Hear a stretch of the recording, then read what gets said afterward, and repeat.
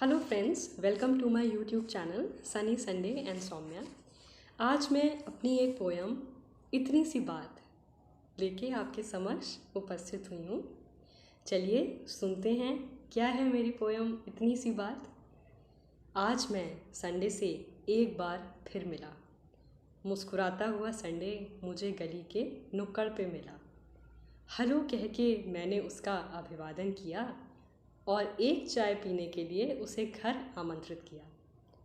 Sunday अकेला नहीं था, मंडे सैटरडे भी उसके साथ थे। थर्सडे फ्राइडे को कुछ कुछ काम था तो वो टेलर के पास थे।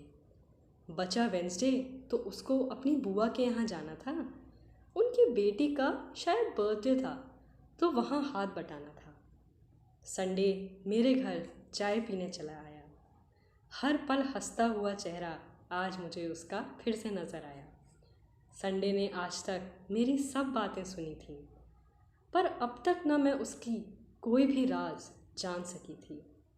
संडे कहने लगा, क्या बस चाय ही पिलाएगी? अरे कभी तो कुछ और भी खिलाएगी। मैंने कहा, मोटू संडे तू बिल्कुल भी बदला नहीं, रुक जा थोड़ा सब्र कर, है सैंडविच बनने में देर अभी। संडे हंस के बालकनी में चला गया। कोई कॉल था उसका। उसकी आवाज़ से मुझे उसका दर्द साफ दिखा। मैं दरवाजे पे कान लगा के चुपचाप उसकी बातें सुनने लगी। मैं ज़्यादा तो ना समझ पाई, पर हाँ समस्या थी सचमुच कोई बड़ी। संडे की आहट से मैं चुपचाप धीमे पाँव वापस किचन में चली आई और संडे की मुस्कुराहट अब की बार मुझे थोड़ी फीकी नज़र आई। संडे से मैंने पूछा, क्या कोई विपत्ति आई है? संडे बोला, अरे क्या तूने सैंडविच अभी तक नहीं बनाई है? मैंने कहा, संडे क्या बात है, तू मुझे बता। संडे बोला, अरे प्लीज़ जल्दी कर, तू कुछ खाने को ला। मैं संडे के इस एटीट्यूड से झुंझला गई। क्यों नहीं बता रहा? क्या मैं इस काबिल नहीं? संडे को अब तक मैंने अपनी सब बातें बताई थीं। मेरा ईयरिंग भी अगर खोया तो ये बात मैंने संडे को पूरी शिद्दत से समझाई थी। संडे ने मेरी हर छोटी बड़ी बात को ध्यान से सुना था, कभी डांट के तो कभी प्यार से, हर बार मोटिवेट किया था।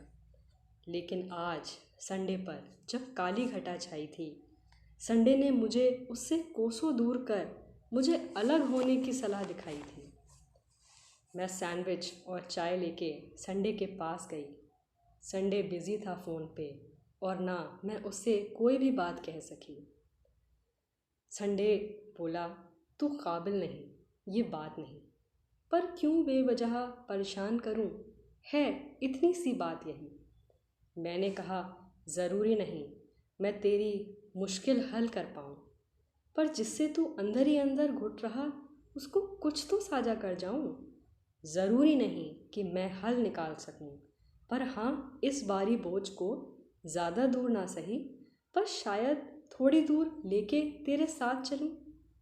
ये सुन के संडे की आंखें भर आईं और फिर संडे ने व्यथा मुझे अपनी सुनाई। व्यथा गंभीर थी, पर हल भी थे उसके पास, और हल संडे ने ही सुझाए थे। मैं बस चुपचाप संजो रही थी ये एहसास। इतनी सी बातें हमें बोझिल करती जाती हैं। क्यों शेयर करूं, कोई समझेगा नहीं, अंधेरे में हमें ढकेलती जाती हैं। बातें करिए और बताइए, कभी सीरियस तो कभी यूं ही कॉल कर जाइए। बातें करने से ही ज़रूरी नहीं हल निकले, पर ये जो भारी मन है ज़रूरी है इसकी भी तो गांठें खुलें। संडे अब शाम ढलते हुए वापस जा रहा था। उसकी मुस्कुराहट पे अब कॉन्फिडेंस का भी रंग छा रहा था। जाते हुए उसने मुझे अनेकों अनेक धन्यवाद दिए, और बात ये थी, ये धन्यवाद की थी न मैं कोई भी वजह।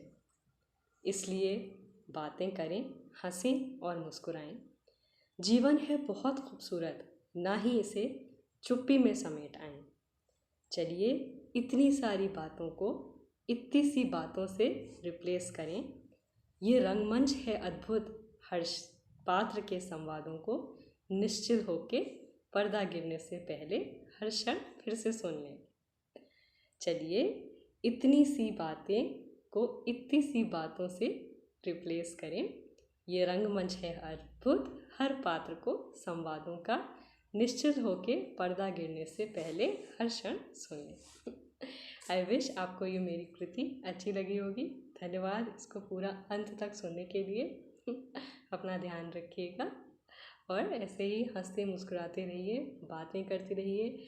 कोई भी टेंशन हो, कोई भी परेशानी हो, ज़रूरी नहीं केवल बातों से उसका हल निकले, लेकिन बातों करने से आपको ज़रूर ही अच्छा लगेगा और आप इस अंधकार से बाहर निकल आएंगे। जैसे संडे मुझसे बातें करके अंधकार से बाहर निकल आया, हो सकता है आपकी भी लाइफ में कोई ऐसा ही मित्र हो, कोई ऐसा ही संडे हो जिससे आप बातें करके बाहर निकल आए। तो इस संडे को अब जाने दीजिए और अपने संडे को ज़रूर ढूंढिए। मिलते हैं मेरी नेक्स्ट कृति में, तब तक के लिए धन्यवाद और आपको बहुत बहुत आभार और प्रणाम। नमस्ते।